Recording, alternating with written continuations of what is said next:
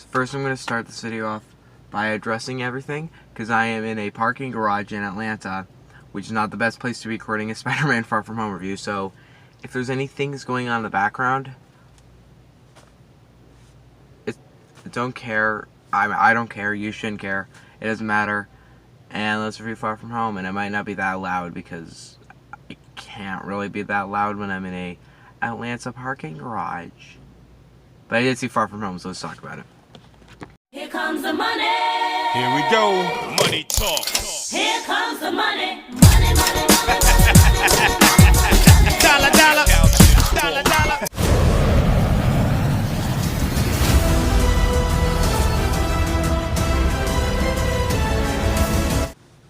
Spider-Man Far From Home. I finally get to review this movie because the embargo lifts on Thursday, and I feel like I've been waiting forever to review it. And I'm also sitting down, so maybe that makes me more calm, but this review is going to be a lot more lame. Also, if I pause in the middle, it's probably because something is going on, like on the car next to me or the other car next to me. But Spider-Man Far From Home is the next movie in the Marvel Cinematic Universe. It's the sequel to Homecoming. I'm going to go through all the Spider-Man movies, just because, why not? The original Sam Raimi movie, I really like. I love Spider-Man 2, like most people. I kind of hate Spider-Man 3, like a lot of people. I really don't like Amazing Spider-Man. Most people like it. I just don't like it that much. I despise in every form of the word despise Amazing Spider-Man 2.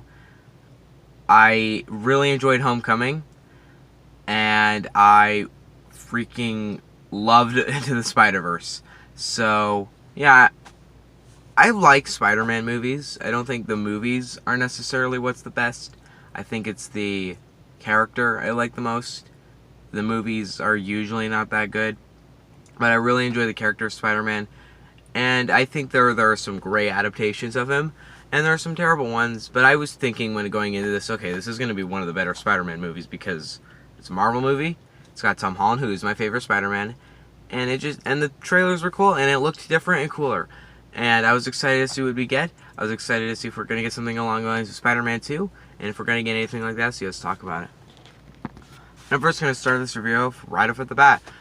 That was weird. That's not a thing anybody says. Tom Holland is great in this movie. He is my favorite Spider-Man, and that's not only because Tobey Maguire is great, but he is really cringy sometimes.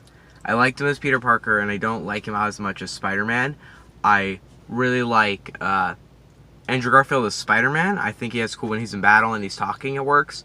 But I really, really don't like him as Peter Parker. I think that was a bad choice for Peter Parker. And I think Tom Holland's a great Spider-Man and a great Peter Parker, so that automatically makes him the best. But I really enjoy him. He seems the most high schoolerish.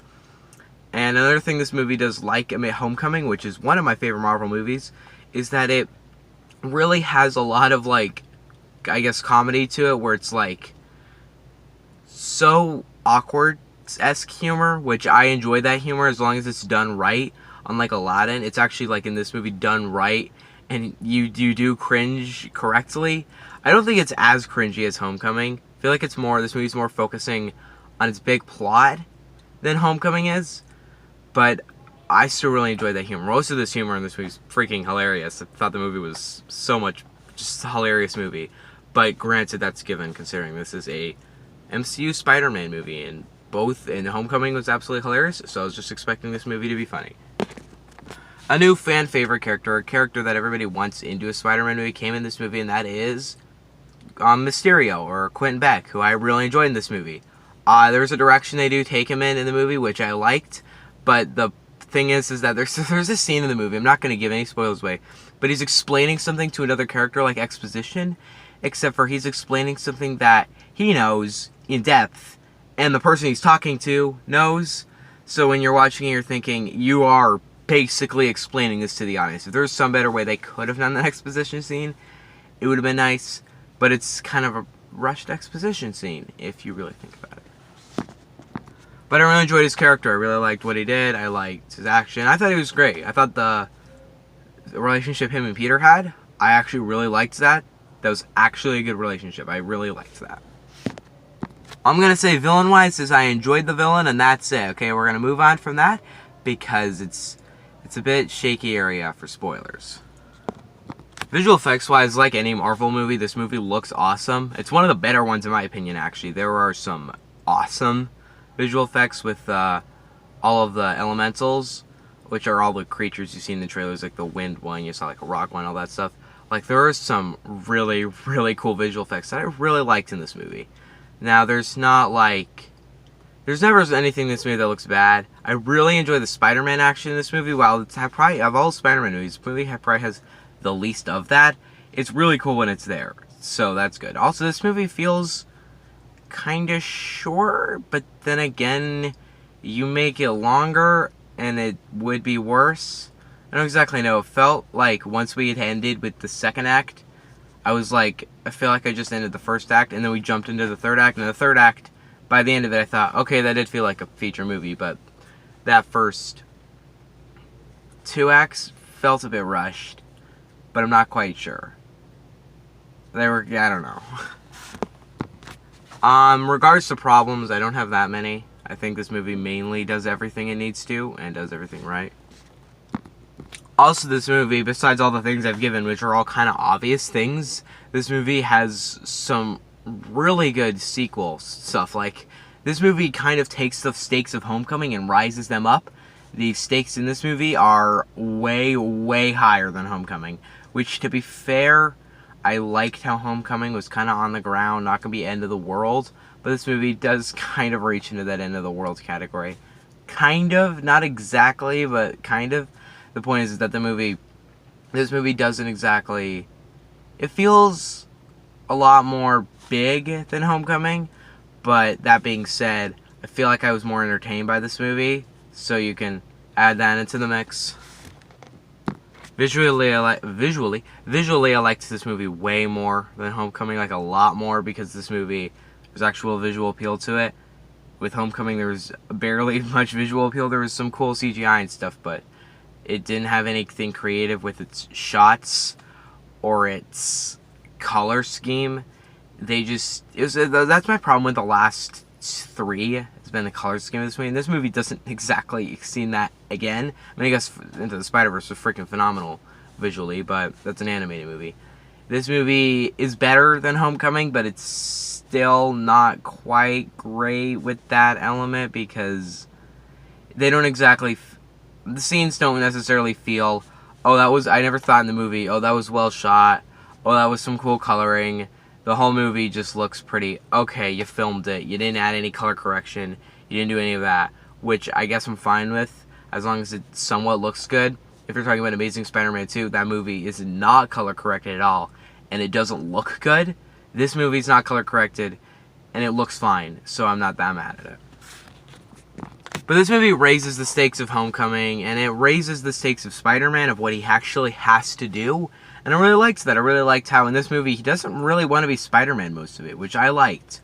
Because the first Homecoming, he was like, I want to do some big hero stuff. And he did some big hero stuff in Endgame and Infinity War. Like, it was huge for him. And now, Endgame, spoiler, Tony's dead. Everybody knows that already. He's like, great. I don't really want to be Spider-Man right now. And he doesn't, there's not even all that much Spider-Man in this movie, as much as there is Peter Parker.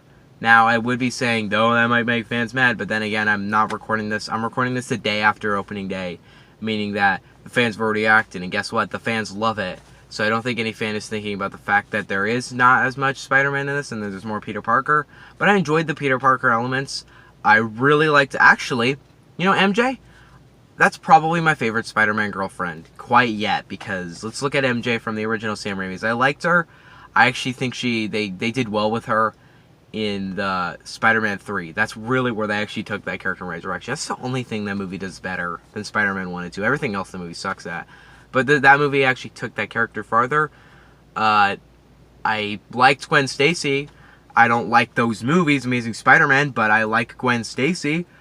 I really liked MJ in this movie. And I guess if you want to say girlfriend love relationship with Spider-Gwen in Into the Spider-Verse, I guess I liked her more because she actually has action and she's awesome. But I really like MJ in this movie. She's not your typical love interest. She's like a super geeky nerd. She's really awkward, and I really like the scenes between her and Peter.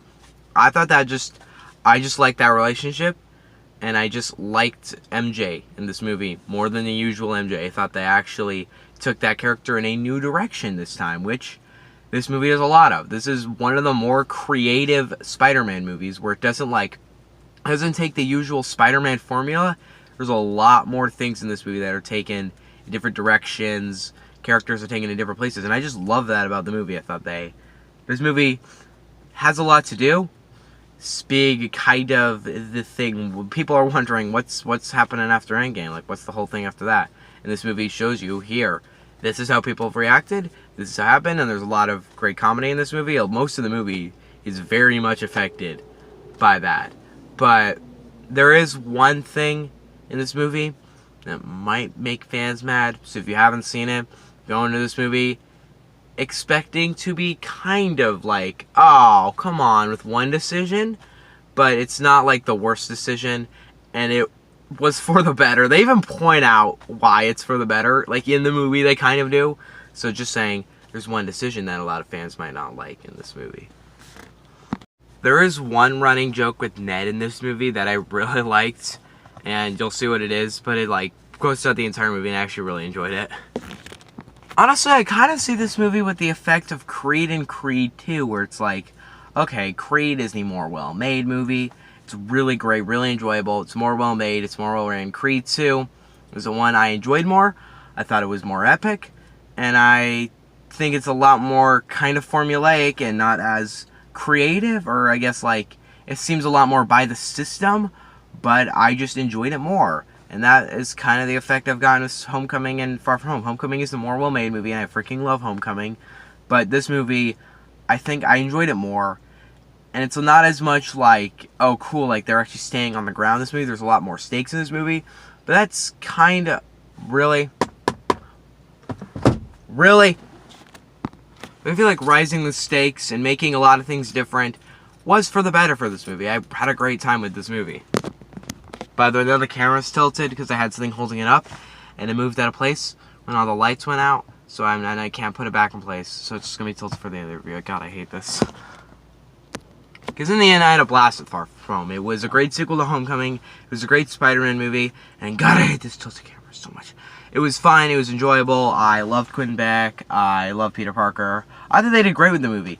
I don't think it's better than Homecoming, technically, but I enjoyed it more than a lot of Marvel movies. I think that it ranks pretty high on my Marvel list right now, but I think it'll move down in the near future. But as a whole, I enjoyed this movie more than the usual Marvel movie. I think this movie swings, I guess that's my reference there. It swings right over Captain Marvel. I like this movie so much more. Captain Marvel was a lot more bland, a lot more formulaic Marvel. This movie had a lot more creativity and a lot more things that actually surprised me. I didn't walk out of this movie thinking, oh, it was fun. I walked out of this movie thinking, oh, that was really good. That really had some awesome action sequences, and it really moved the characters forward. And I think I liked this more than Homecoming. Not a lot more, but I enjoyed it more, and I just liked it more. I think it's Homecoming might be better, but I enjoyed this movie more. One thing I will say, though, is that I think I might have liked this more than Ragnarok or Iron Man. I like this way more than Black Panther, but maybe those movies, we'll see where it moves right now. But right now it's number 6 on my Marvel ranking. So that's really high, but it will move down most likely right now. But as a whole, I'm going to give Spider-Man Far From Home a 9 out of 10. Why 9, not 10? Because there are problems with the movie. Like I told you, the one Quentin Beck exposition scene. And there's just it's not perfect. It's not a perfect movie. Most movies aren't perfect. This isn't like Toy Story 4 or Avengers Endgame where I'm like, what problems do I do? I love this movie. I don't love it as much as Endgame, but I'm really excited to see. We don't get another Marvel movie for 10 months, which makes me really mad. But I can wait. We do got E23 next month, which will probably announce all of Phase 4. So I'll probably make a video when E23 happens, and I'll just be like, hey, Phase 4 has been all announced. Let's talk about it. So yeah, what do you guys think on Spider-Man Far From Home? Let me know in the comment section below. Don't forget to subscribe.